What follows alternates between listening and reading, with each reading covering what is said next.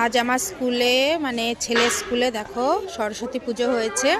ওইখানটায় ঠাকুর আছে, আমি মানে একটু অন্ধকার টাইপের হচ্ছে, দেখা যাচ্ছে না, আছে। তারপরে দেখো নেতাজি সুভাষচন্দ্র বসুর জন্মদিন হয়েছে, দেখো কত ভিড়।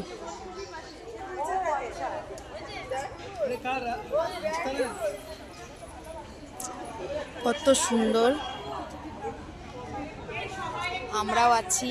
টাটা। দেখো বন্ধুরা, এই যে পুজো শুরু হয়ে গেছে। এইবার ঠাকুরটা তোমাদের মাঝে দেখাবো। এটা আমাদের একটা ম্যামের মেয়ে, ও খুব সুন্দর নাচ করছে, দেখো খুব খুশি হয়েছে। তো দেখো সবাই এখানে কত বাচ্চারা পুজো দিতে বসে গেছে, মায়েরাও আছে। এই পাশটায় আমি দাঁড়িয়ে আছি, তোমরা বুঝতেই পারছো আমি ভিডিও করছি।